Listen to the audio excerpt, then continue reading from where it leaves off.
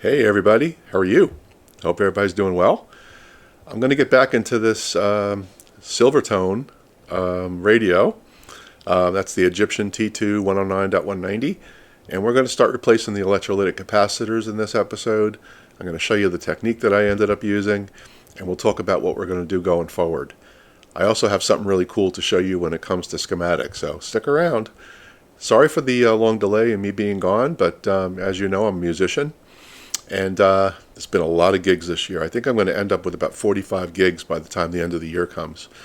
But we are in winding down summer, and football season has started, which basically means that the gigs will start to slow down a little bit. But nevertheless, I'm having a blast. Of course, work has been busy too, but that's no fun. Just the gigs are. Anyway, I'm glad you stuck around. Thank you. Really good to see everybody. And let's dive in with this episode. Thank you. Hey everybody, I'm back, and we're going to get back on this Detrola T2 Egyptian radio, and just going to show you a couple of things before we get started. This is where we are with the chassis. I've got most of it cleaned up. It's a couple of places I still need to get, right here and right here. I need to paint the transformer. I stripped off all the rust that was on here, and I need to clean up these cans. But for the most part, the chassis is in good shape. And what we're going to do in this video is we're going to start to restuff these cans. I've already removed the solder on this, and we'll get into that in a moment. But before we do that, I want to show you a little bit about the schematic on this thing and confirming all the pieces that we're going to start changing. Now, there's two versions of this. There's a Sears Roebuck version, and there's a Detrola version, and there are a little bit of a differences between the two. So we're gonna get into that first. So let's do that. I want to talk to you a little bit about the schematic. So let's get to that. Okay, let's start here. What you're looking at is the rider's manuals. Now, some of you have probably never seen these before, but these are the original rider's manuals, of which most of the schematics that you look for on Nostalgia Air and other places come from. These are the original manuals that came out back in, 1920, 1930. I picked up the two manuals that have the two versions of this radio that I'm working on because I want to have clean copies. So this is volume 9, and this is volume 11.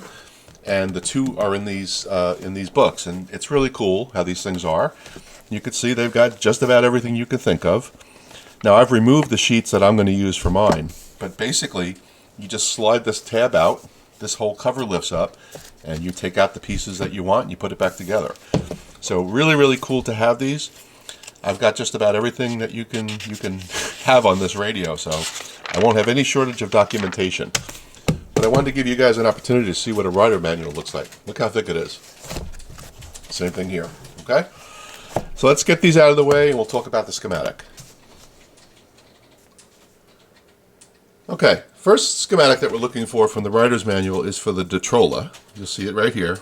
And it's the Detrola Model 190 T2. That's what we have right here. We don't have a 193.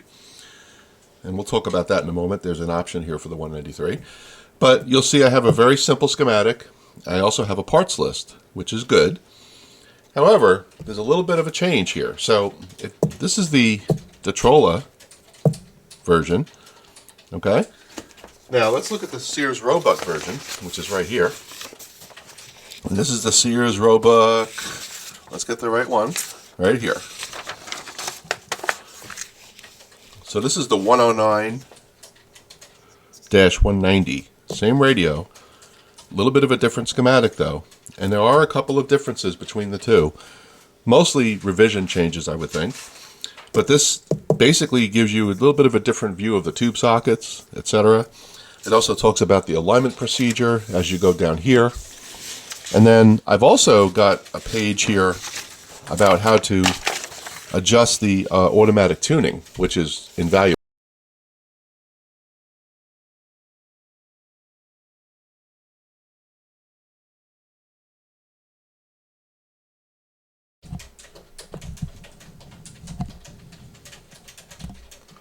Okay, we've got the can removed,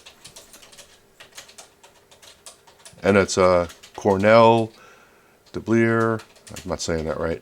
It's an 8 microfarad, 450 working volts. Black is negative. And there's no reference to these clips to ground, by the way. So the ground is a separate wire. Now it looks like this is probably potted with tar. So in order to preserve this, we've got to be a little bit careful. So first thing we're going to do is we're going to pop out this cover. It looks like they've got like a cardboard cover in here. Let's see if we can pop that out.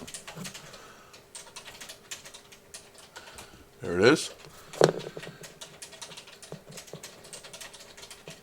Let's see how brittle this stuff is.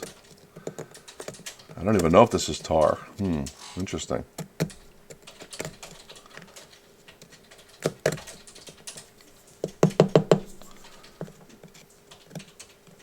We're going to heat this up and see what it does.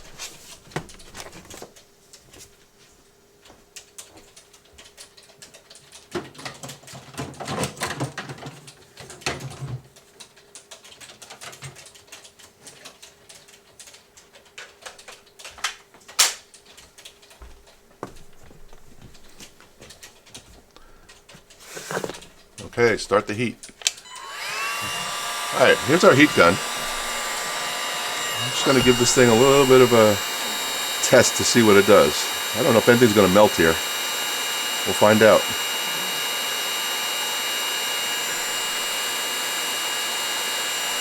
See the wax on the actual cover.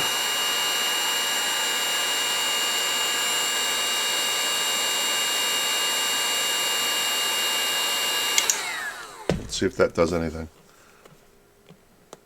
Hard as a rock. Well, maybe it is melting. Yep.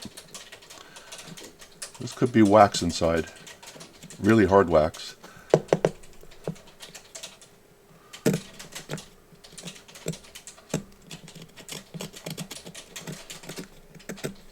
Okay, I'm going to pop some heat on this thing and see what we can do. All right? I'm not going to record that whole thing, obviously. We'll be back. Just as an update, I've decided to go nuclear on this thing.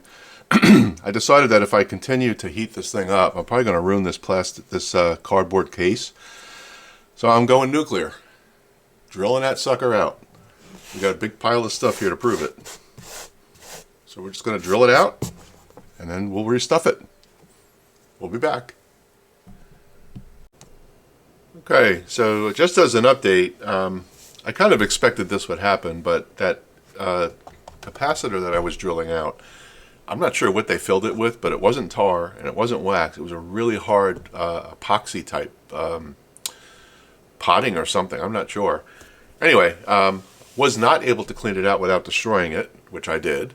But I had planned that would happen anyway. So here's what we're going to do. So we've got this coin tube right here. And what I've done is I've installed the legs on the coin tube, which will fit perfectly right there. And got the top that comes off so I can easily stuff it. Okay? And what we've did is we've designed a label that's going to go right over this, same color as the original one. It's got all the same statistics on it. You can see it there. It's got the logo. It's got everything. So we're going to put this thing together with an 8 microfarad cap inside of it. We're going to run the wires at the bottom like that. And then we're going to glue this on here, and we're good to go. So we've got a fairly close replica. Not exact, but we're not going for exact. So the way that I connected these legs is I just put a number 432 bolt through here, and connected it that way. You could actually see it inside there. So it just runs through, and I'll put the positive on one side of the bolt and the negative on the other side just to keep them separated. And this will solder back on here like no problem at all. So we're going to be in good shape here. So I'm going to get this thing stuffed, and I'll put the label on it and we'll show you what it looks like. Here's the cap we're going to use. 8 microfarad to 600 volts. The radio calls for 450. You can always go higher, you can't go lower. I'm sure you've all seen this before, but the label that I'm going to be applying indicates that the positive is red and the negative is black. So I'm using authentic cloth wire. Here's our cap. We're going to put it in the tube and get it going. Okay, we have our cap installed. I've removed the braces that I'm going to secure it with because I need to put the paper on. And in the cap here, I don't know if you can see that, but I wrote my name and the date. So whoever opens this up next knows when it was restuffed. So next step is to put the label on here. We'll reinstall the brackets that we're going to mount it with, and we're good to go. We'll be back. Okay, we've got the label on, it's drying. Once that's secure, the last step is going to be to dip the whole thing in wax, because there was a wax coating on the other one. So we're going to dip it in wax. That'll protect the ink, it'll protect the printing that I've done, and it'll make sure that it stays clear. So here we go. Got a new cap. Looks original. Okay, so we have our capacitor done. I haven't put the wax on it yet. I was trying to find a good way to melt a bunch of wax, and didn't have any luck using like microwave and stuff. It's not really that safe. So I purchased one of those paraffin machines that you use for your hands. My hands bother me anyway when I play drums, so I'll get that. I get some clear wax. When it gets here tomorrow, we'll melt it. We'll dip this in there. I also put some hot glue on the bottom just as a strain relief here, and I stripped the wires on the ends, if you can see that, and I put some heat shrink so that the cloth doesn't unravel, and this is going to be good to go right in here like that. Okay, so I'm going to end this episode here. When we come back, we're going to be working on this cap here, which is the 16 microfarad, and then we're going to start to replace the regular capacitors underneath there. And if you recall, I'm going to restuff them as well. And I don't know if you remember when I covered this, but I'll go through it again. We're going to use this brown hot glue. So we're going to insert here's a good example here. So here's an example of one that I'm testing. So what I did was I removed the insides, like so. And there's just an empty cardboard sleeve. We put one of these in here like this. We bent it down. And then we're going to put some of this brown hot glue in either end. And it'll look like it's an original cap. And you'll be able to read the writing correctly. This is not from this radio. This is just a test one. But that's what we're going to be doing next after we get these two electrolytics completed.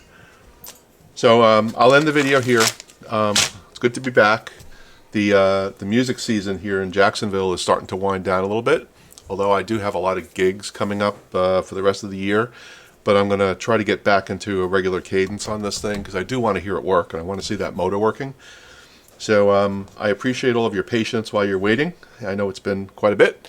But we're making some progress now. So this is exactly how we're going to do this, and we want it to be authentic. All right, guys, you stay well. We'll talk to you soon. Take care.